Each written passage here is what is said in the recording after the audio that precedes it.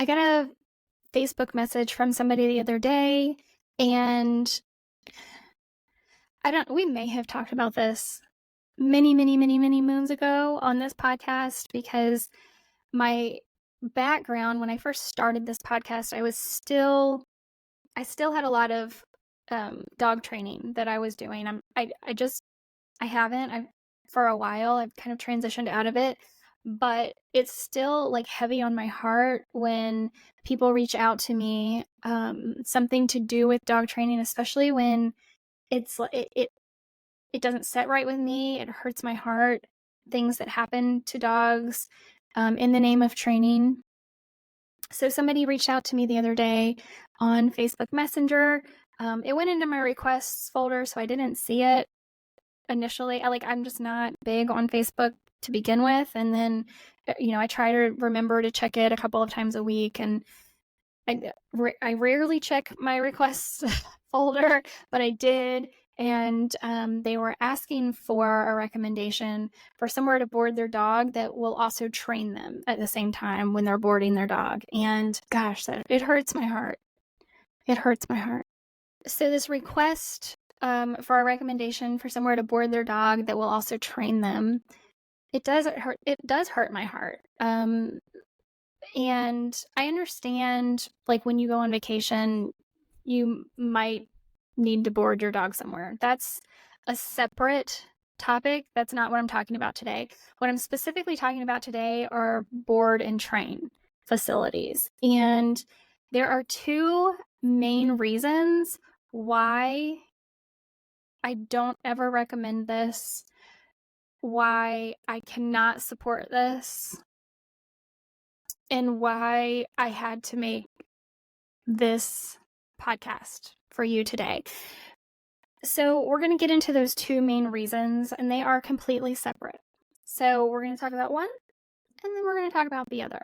Because first and foremost, I want to say that I understand that not every board and train facility is the same. There may be some really amazing ones out there as far as treatment of your animal, because that is the very first thing that is my biggest concern with board and train facilities is the treatment of the animals in their care. I have seen far too many horror stories of animals, dogs, who were sent to board and train facilities. The people had really no idea of what kind of training methods would be used. Even some people who thought they had done their research, and it turns out that what they had agreed to is not what was done with their animals. I've just seen way too many horror stories. You have no idea what goes on behind closed doors, and you are relinquishing a member of your family who cannot talk, who cannot stand up for themselves in any meaningful way, because if they do, if your dog bites somebody, what's going to happen, right? They're going to be punished in some way, shape, or form, sometimes lose their life because of it. So you are relinquishing your animal into somebody else's care.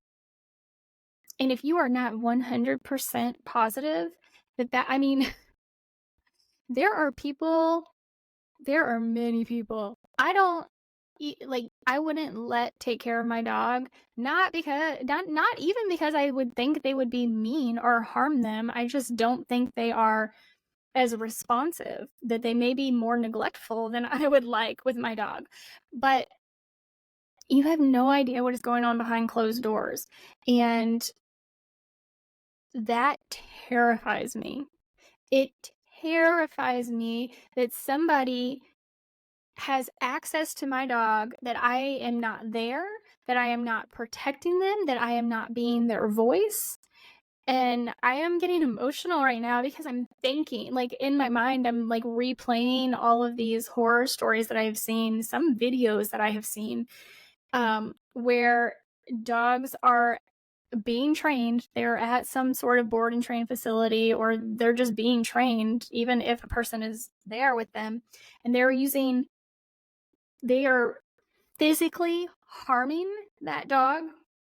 They're choking them. I have heard of dogs dying because of the training that they are going through. People have choked dogs to death in training situations. The collars they use are incredibly detrimental. The prong, choke, electric collars that they use are incredibly detrimental. Hitting and beating the dogs into quote unquote submission, it is so damaging and detrimental to your dog. I literally just want to cry right now thinking about it. Again, I am not saying that every board and train facility is like this. In fact, there are probably a lot that are not like this.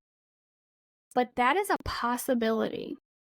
And it is a possibility that I personally am not willing to take that risk ever with my dog. Okay.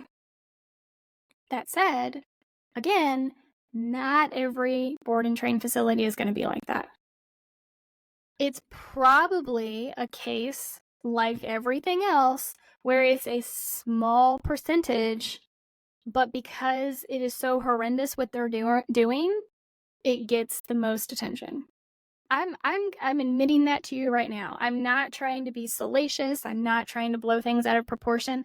All I'm saying is that it is a possibility, and I am not willing to take that risk with my animals or with animals in my care, because that is likely not the case for most facilities. There is a second reason why I would never do a board and train program, and I do not ever recommend it to anyone.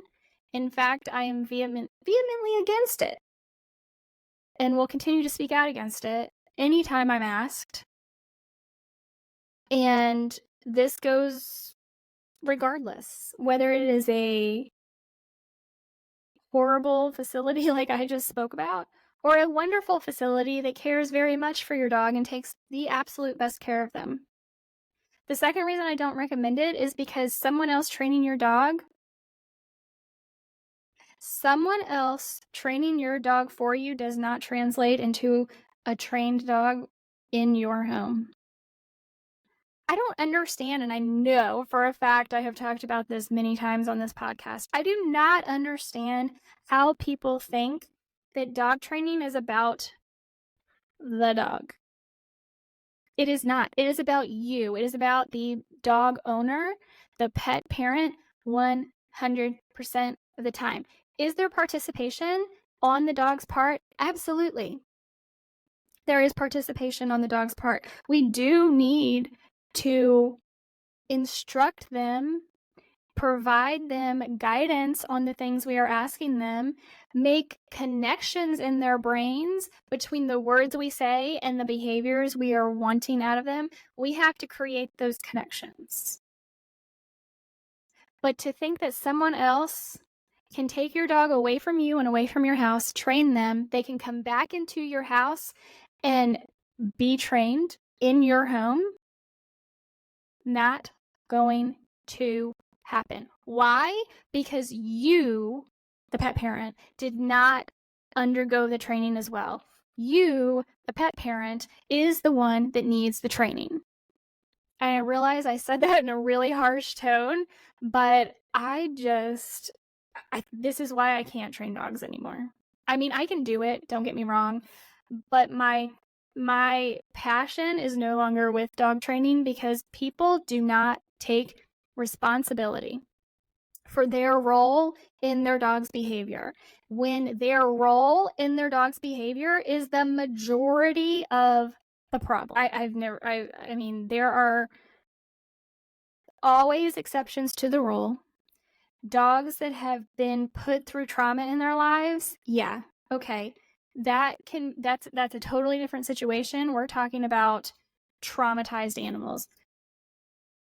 So yes, there are always exceptions to the rule, but the average everyday pet in the home with the average everyday pet parent, the bulk of the responsibility of that dog's behavior lies on the pet parent. And if you are not going through the training with your pet, then what is the point. You are not going to get the results you are looking for because you haven't changed. You have to change for your dog to change. Full stop. Period. End of sentence. Nobody wants to hear this. I'm not sitting here thinking that, everybody who hears this is going to magically have some, switch in their brain flipped on. I realize that you have to be ready to hear it because that's just the reality, right, of human nature. We have to be at a point where it is painful enough that we decide to make a change.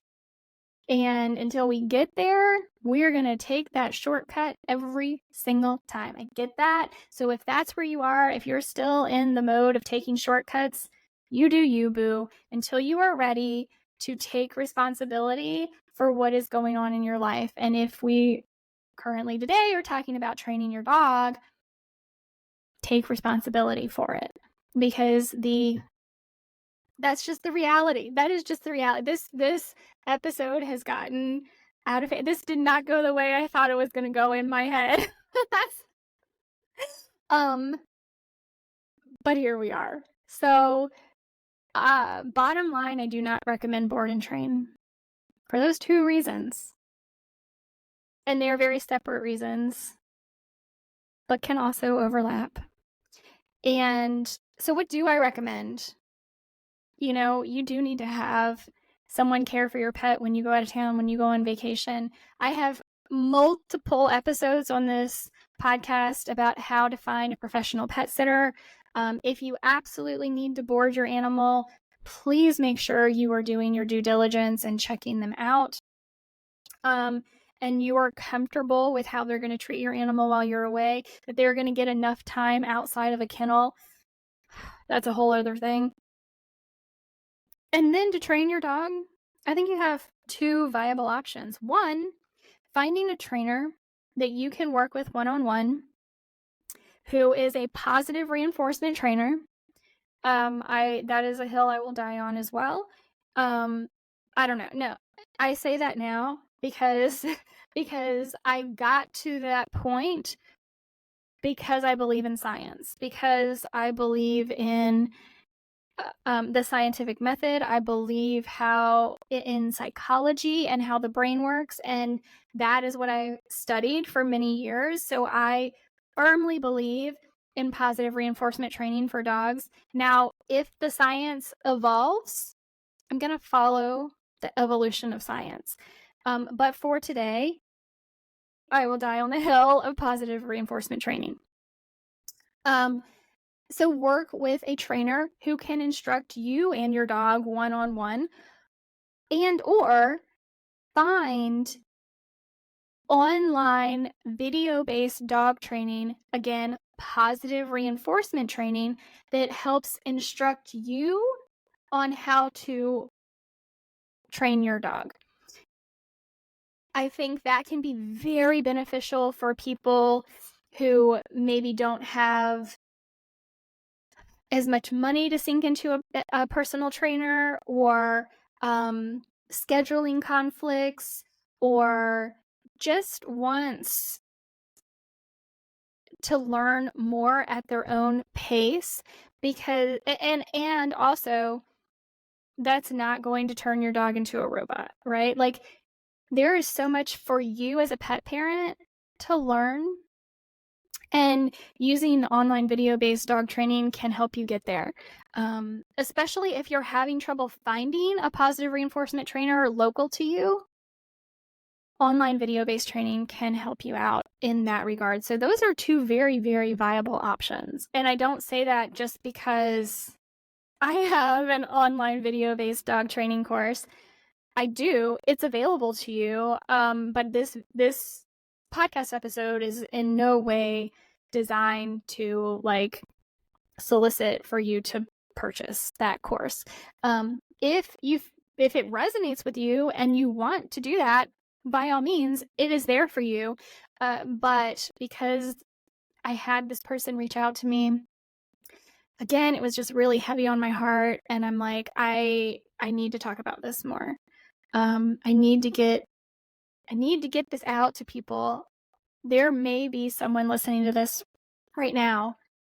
It may be you who needed to hear this, who was looking at board and train facilities, was maybe feeling in your gut that there was something wrong, but maybe you're not super intuitive, you're not paying attention to your gut, or you're like, there's something that just didn't seem right, but everybody's like, no, this is what you should do. Go ahead and do that. And you aren't trusting yourself. This is your sign to trust yourself, to trust your intuition, to listen to that gut feeling that you have. Oh, okay. Well, I know this was a short episode, but I said what I needed to say, and I hope it was impactful.